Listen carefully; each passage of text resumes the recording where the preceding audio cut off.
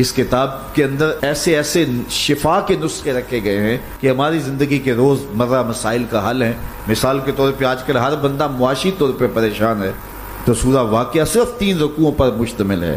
اگر یہ معمول زندگی بنا لے تو سورہ واقعہ جہاں ہوگی وہاں نحوستیں اور بے برکتیاں نہیں ہوں گی۔ سورہ یاسین پڑھو گے تو بے پناہ برکتیں اس کے دامن میں رکھی ہوئی ہیں۔ اسی طرح سورہ اخلاص صرف 3 مرتبہ پڑھیں گے تو پورے قرآن پڑھنے کا ثواب نصیب کر دیا جائے گا۔ ایک شخص حضور کی خدمت میں حاضر ہوا اور اس نے حضور سے کہا کثیر العیال ہوں، ذرائع آمدنی بہت تھوڑے ہیں، تو میرے لیے کوئی دعا کیجئے، کوئی مجھے نسخہ بتائیے۔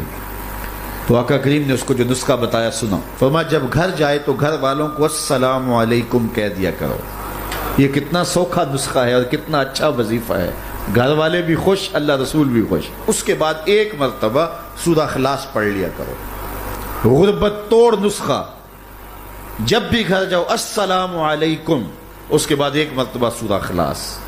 اور میرے حضور نے فرمایا کبھی ایسا ہو کہ تو گھر جائے، گھر میں کوئی بھی موجود نہ ہو، تو فرمایا عمل چھوڑنا نہیں، فسلم علیہ، پھر مجھے سلام کہہ دینا۔ وہ اپنے نام لیواؤں کو تنہا چھوڑتے کب ہیں، جہاں ہم دم نہ ہو کوئی وہاں سرکار ہوتے۔ وہ کہتے ہیں میں عمل شروع کر دیا، گھر جاتا السلام علیکم، اس کے بعد السلام علیکم کے بعد میں سورہ اخلاص 1 بار پڑھ دیتا۔ اس عمل کی برکت سے میں نے تو امیر ہونا ہی ہونا تھا، میرے ہمسائے بھی امیر ہو گئے، میرے ہمسائے بھی امیر ہو گئے۔ تو قرآن کو اپنی زندگی میں بسا لو، قرآن کو شامل کر لو، دنیا بھی سنورے گی، قبر بھی سنورے گی، نزا کا عالم بھی سنورے گا، حشر میں بھی اجالے ہوں گے، جنت کی بہاریں بھی نصیب ہوں گی، اور رسول اللہ کا ساتھ نصیب ہوگا۔ تو اس کتاب سے جڑو، اس کو ورق ورق پڑھو، اس کو حرف حرف پڑھو، اس کو رکوع رکوع پڑھو، اس کا ایک ایک آیت ممکن ہو تو ایک ایک آیت روز پڑھ لو، اور اس کو ترجمے اور تفسیر کے ساتھ، توضیح کے ساتھ، شان نزول کے ساتھ اس کتاب اللہ کی تلاوت کا معمول بناؤ۔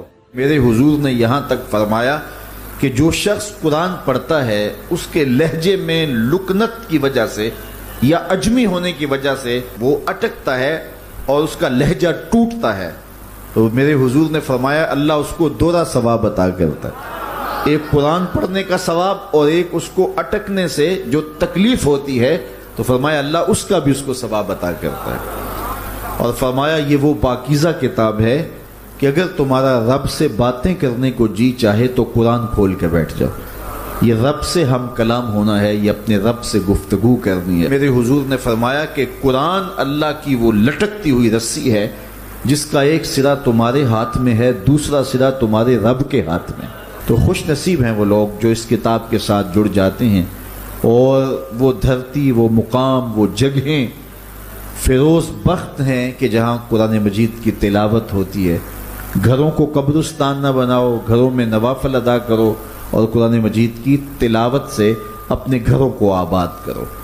اگر گھر میں روزانہ کی بنیاد پہ قرآن مجید کی تلاوت کا معمول بن جائے تو پھر کوئی جن، کوئی بھوت، کوئی آسیب اور کوئی بدروح آپ کو تنگ نہیں کر سکتی۔ جہاں قرآن کی تلاوت تسلسل کے ساتھ ہوتی ہوگی وہاں جن نہیں ہوگا، وہاں ٹونے نہیں ہوں گے، وہاں جادو نہیں ہوگا، وہاں سایہ نہیں ہوگا، وہاں رحمت الہی کا سائبان تان دیا جائے گا۔ جہاں قرآن پڑھا جائے وہاں نزول باران ہوتا ہے، رحمتوں کی برسات ہوتی ہے۔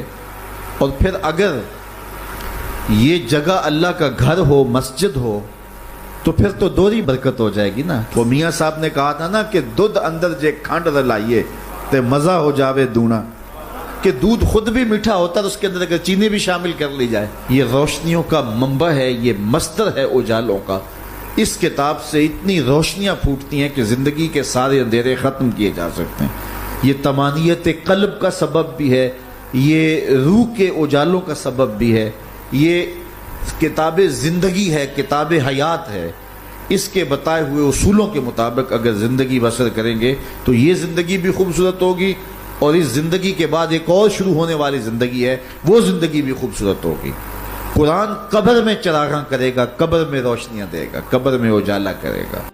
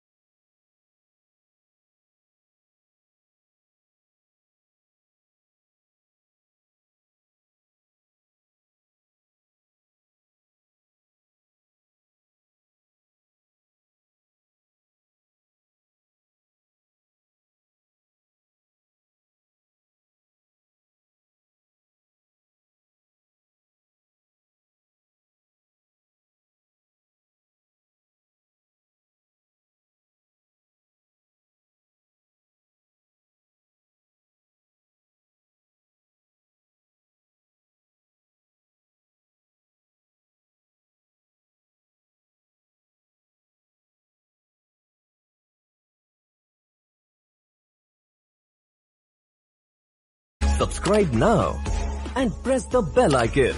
Never miss an update.